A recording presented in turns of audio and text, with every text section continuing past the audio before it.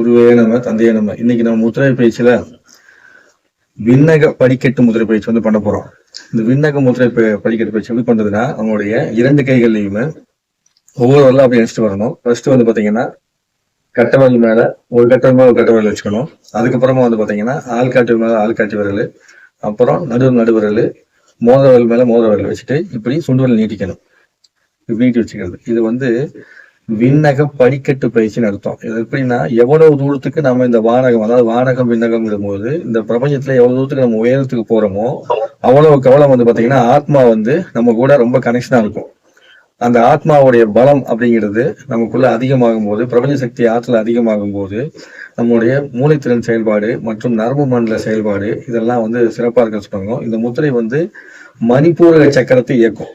மணிப்பூரக சக்கரத்தை இயக்கக்கூடியது. எப்படி செய்யணும்னா, வந்து வலதுகை கட்டை கீழே வச்சு இடது கட்டை மேல வச்சுட்டு, அதுக்கப்புறமா வலதுகை ஆள்காட்டி விரல மேல வச்சு இடதுகை ஆள்காட்டி விரல் மேல, அதுக்கப்புறம் வலதுகை நடுவரல் இடதுகை நடுவரல், அதுக்கப்புறம் வலதுகை மோதிரவரல் இடதுகை மோதிரவரல், சுண்டுவல் 2 நீட்டிக்கணும். இது வந்து ஒரு படிக்கட்டு மாதிரி. ஸோ இது வந்து நம்ம வானத்துல படிக்கட்டு வழியா அப்படியே ஏறுற மாதிரி ஒரு பிரபஞ்ச ஆற்றல் கொண்ட ஒரு முத்திரை. இந்த முத்திரை செய்யறதுனால மணிப்பூரக சக்கரம் வந்து நன்றாக வந்து இயங்கும். இந்த மணிப்பூரக சக்கர இயக்கத்தினால என்ன கிடைக்கும்னா, நம்மளுக்கு எல்லா விதமான செல்வத்தையும் கொடுக்கக்கூடியது எதுன்னா மணிப்பூர சக்கரம் தான். மணிப்பூர சக்கரம் யார் ஒருவருக்கு சரியாக இயங்குதோ அவங்க வந்து செல்வாக்கோடு இருப்பாங்க.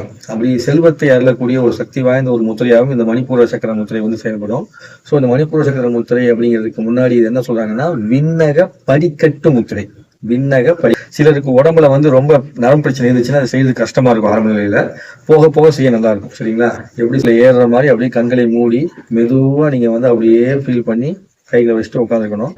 ஒரு நாளைக்கு 10 நிமிஷம் இருந்து 15 நிமிஷம் வரைக்கும் இதை செய்யலாம். இதை வந்து இப்படி மேல் பக்கம் சுண்டு வைக்கிற மாதிரி வைக்கணுமே ஒழிய இப்படி நீட்டிக்கிட்டோ கீழ்முகமா வைக்கக்கூடாது. ஏன்னா இது நாம வந்து பிரபஞ்சத்துல மேல உயரம் பறக்க போறோம்.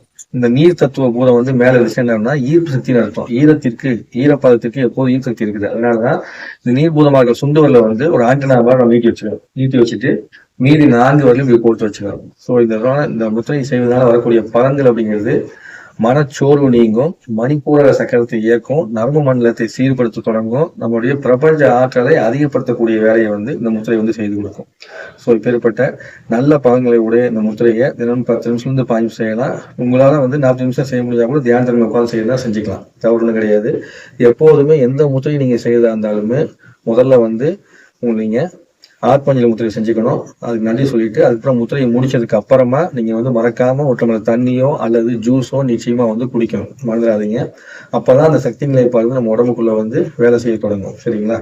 முடிக்கும் போது அதே மாதிரி வந்து பாத்தீங்கன்னா ஆத்மாஞ்சலி முத்திரையை சொல்லிட்டு முடிச்சுக்கங்க. இப்ப ஏற்பட்ட ஒரு அற்புதமான முத்திரையை இன்று பிரபஞ்சம் கொடுக்கிறதுக்கு வாய்ப்பு இருக்கு. பிரபஞ்சத்திற்கும் எனக்கு அனைத்து முத்திரையும் கற்றுக் கொடுத்த அனைத்து ஆசான்களுக்கும் குருமார்களுக்கும் நன்றி.